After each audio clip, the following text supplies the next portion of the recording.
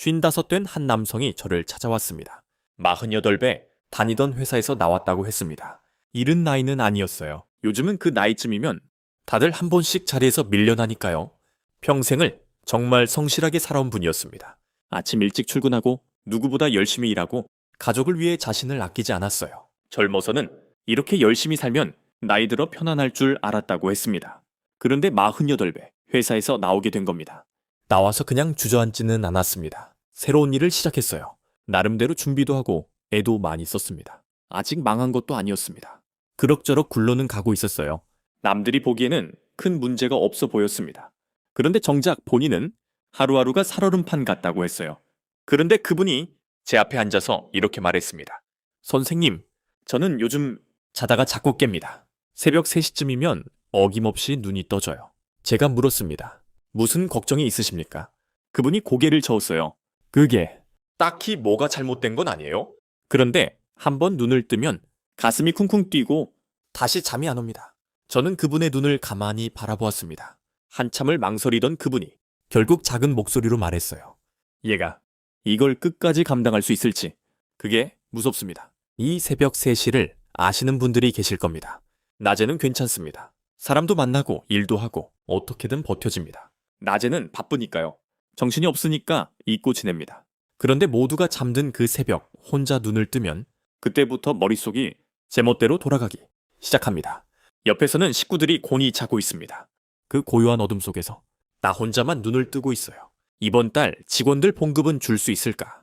이번 달 카드값은 또 어떻게 막지? 이 일이 안 되면 그 다음은 뭘 해야 하나?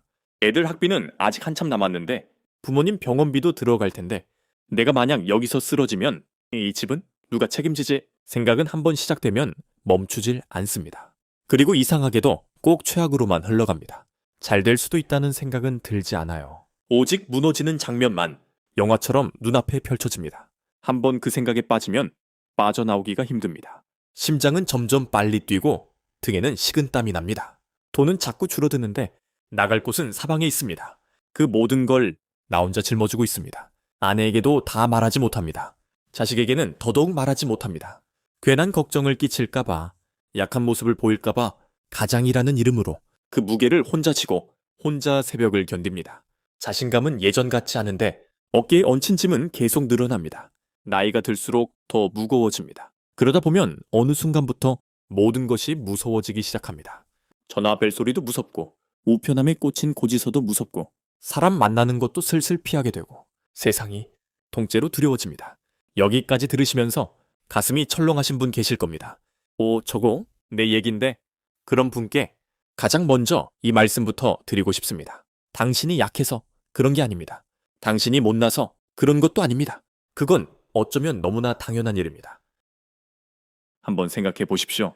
짊어진 짐은 계속 늘어나는데 그 짐을 받쳐주던 기둥은 하나둘 사라지고 있습니다. 직장이라는 기둥, 나는 아직 능력 있는 사람이라는 기둥, 내 앞날은 아직 창창하다는 기둥, 그 기둥들이 흔들리는데 짐은 점점 더 무거워지고 있어요. 이런 상황에서 불안하지 않다면 그게 오히려 이상한 겁니다. 그러니 자신을 탓하지 마십시오. 당신은 지금 누구라도 흔들릴 수밖에 없는 무게를 혼자 버텨내고 있는 겁니다. 그것만으로도 당신은 이미 충분히 강한 사람입니다. 사실 저를 찾아왔던 그 55살 남성도 똑같았습니다. 처음 몇 번은 그저 힘들다는 말만 되풀이했어요. 잠을 못 잔다. 가슴이 답답하다. 이러다 다 무너질 것 같다. 저는 그분의 이야기를 가만히 들었습니다. 그리고 어느 날 조심스럽게 여쭤봤어요. 지금까지 살아오시면서 이것보다 더 힘든 적은 정말 없으셨습니까? 그분이 한참을 생각하더니 천천히 입을 열었습니다. 왜 없었겠습니까? 더 힘든 때도 있었지요. 젊은 시절 사업이 어려워 빚더미에 앉았던 일, 부모님이 편찮으셔서 밤낮으로 병간호하던 일, 아이가 크게 아파서 발을 동동 굴렀던 일, 그런 이야기들이 하나둘 흘러나왔습니다. 저는 다시 물었습니다. 그때는 그 어려움을 어떻게 넘기셨습니까? 그분은 또 한참을 생각했어요. 그러더니 신기하다는 표정으로 이렇게 말했습니다. 그러게요. 그때도 어떻게든 넘겼네요. 바로 그겁니다. 우리는 지금의 고통에 사로잡혀 있을 때 한 가지 중요한 사실을 잊어버립니다. 내가 지금까지 수많은 어려움을 이미 넘어왔다는 사실을요. 지금 이 순간이 처음이 아닙니다. 당신은 이미 여러 번의 절망을 지나왔습니다. 그리고 그때마다 어떻게든 길을 찾아냈습니다. 그런데 여기서 끝내면 안 됩니다. 이제부터가 더 중요합니다. 오늘 집에 가시면 종이와 볼펜을 하나 준비해 보십시오. 그리고 당신의 인생을 다시 한번 돌아보십시오. 10살부터 지금까지 힘들었던 일들을 하나씩 적어보십시오. 그리고 그 옆에 2가지를 적어보십시오. 첫째, 그 어려움을 나는 어떻게 극복했는가? 둘째, 그때 내 자신이 가장 잘했다고 생각하는 것은 무엇인가? 처음에는 대부분 이렇게 말씀하십니다. 선생님, 저는 잘한 것이 없습니다. 하지만 천천히 생각하다 보면 하나둘 떠오르기 시작합니다. 포기하지 않았던 일, 다시 시작했던 일, 누군가에게 도움을 청했던 일, 욕심을 내려놓았던 일, 밤새 공부했던 일, 가족을 지켜냈던 일, 건강을 먼저 회복했던 일. 그렇게 하나씩 적다 보면 놀라운 일이 생깁니다. 실패만 기억하던 사람이 자기도 모르게 극복했던 일들을 다시 만나게 됩니다. 그리고 어느 순간 깨닫습니다. 나는 실패만 하며 살아온 사람이 아니었구나. 나는 어려움을 만날 때마다 결국 길을 찾아온 사람이었구나. 그때부터 현재의 문제도 조금 다르게 보이기 시작합니다. 예전에는 이번에는 끝이다 라고 생각했던 사람이 이제는 이렇게 말하기 시작합니다. 방법은 아직 모르지만 찾아봐야겠다. 저는 그 한마디면 충분하다고 생각합니다. 왜냐하면 길은 처음부터 보이는 것이 아니기 때문입니다.